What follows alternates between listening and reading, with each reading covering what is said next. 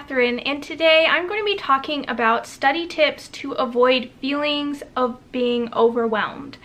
So how do we start to create a study plan for ourselves and ground into our schoolwork in a way that sets us up for success and reduces stress and anxiety and helps us approach learning in a mindful way? I've got 4 tips to reduce those stressful feelings and increase the mindfulness of our study habits. This video is a request, and I hope that it will help a lot of you who, like myself, have had moments as a student where you just kind of feel all over the place and don't have a good map for how to do this thing that is being a good student. These suggestions are going to be helpful whether you are a seasoned student and have feelings of being overwhelmed because you are a perfectionist or you're so deep in your work that you can't really see the way out of it. Or if you're somebody who is new to being a student and you're starting a new program and you need to set yourself up with good habits from the beginning. Tip number 1 is finding a study buddy. You wouldn't go off into the woods alone, so you shouldn't go off into the homework trenches by yourself either. Isolation and confusion feed off of each other in really negative ways. The best way that we can fight those feelings is by finding somebody who can study with you and somebody who's ideally in your class who will have similar questions that you're having or have a different perspective on them than you have as well.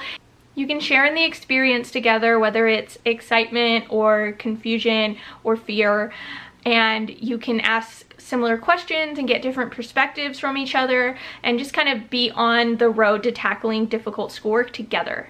It helps to find somebody who has similar study habits to you, but really even that is not necessary. If you can find one person in your class who would like to spend an hour together every week working on whatever part of your schoolwork you're both struggling with, or just studying in general, this will take a huge amount of pressure off of you feeling like you're alone in this and that you're the only one who's having the problems that you're having, or you just don't have anybody else to talk to about your work.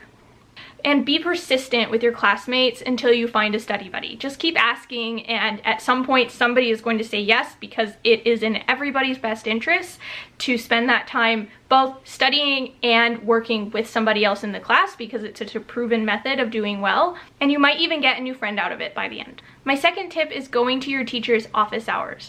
If your teacher doesn't hold office hours as such, ask for times to meet with them outside of class. This is really important for breaking down that barrier of feeling like you are on one side of the class experience as the student who doesn't really know anything, doesn't know what to expect, and doesn't have a grip on how to approach the class, and the other side that the teacher is on as the expert who is completely together and has control over everything and is doing really well. And you want to merge those two things so that you can actually benefit from that teacher's experience and skill set and not feel like you're adrift on your own and separate from everything that they're doing over here.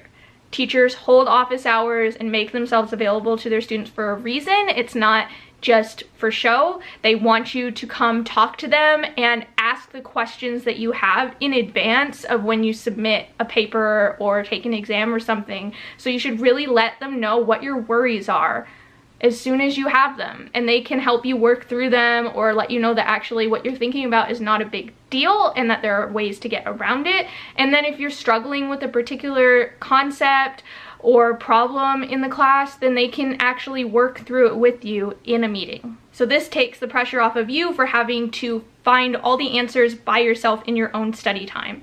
A 15-minute meeting with a teacher can be so much more productive than 3 hours of studying on your own if you were just not capable of finding that answer by yourself.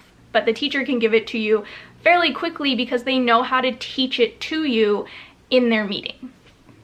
My third tip is to take notes in the form of questions. This counts for when you're listening to a lecture, when you're in the middle of a class, or when you're reading on your own.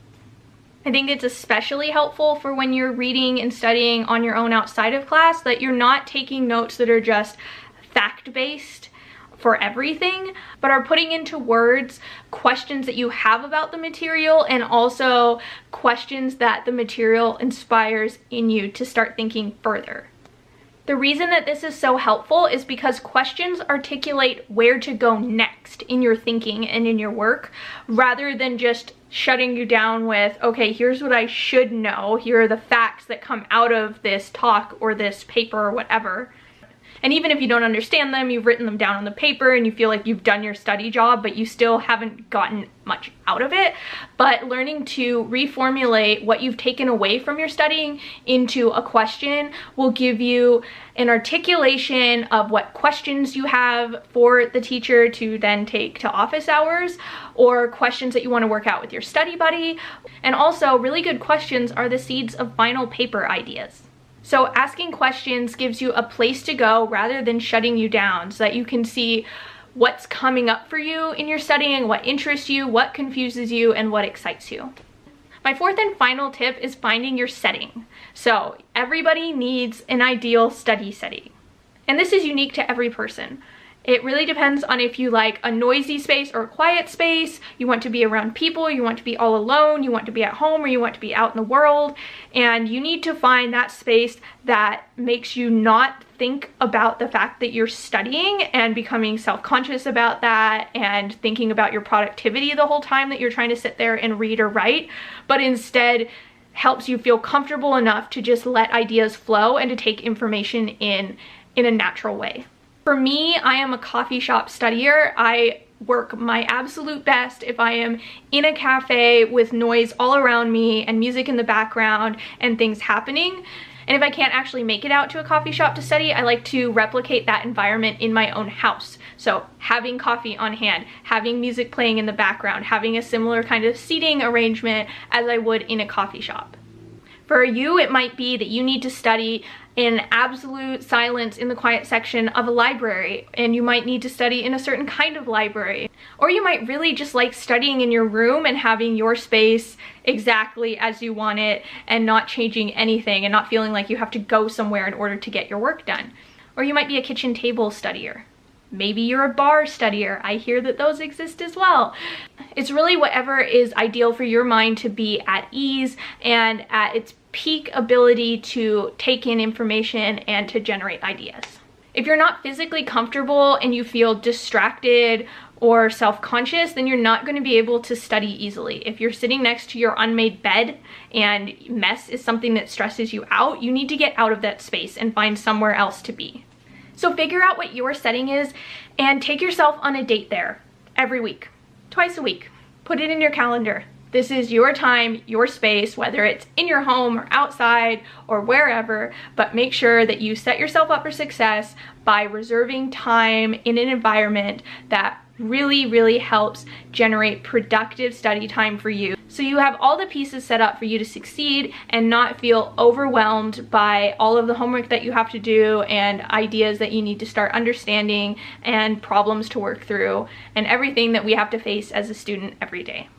Each of these tips really feeds off of the next, as they all focus on breaking down isolation and learning to articulate our questions and concerns and finding ways to create a mindful, comfortable atmosphere for ourselves to study in.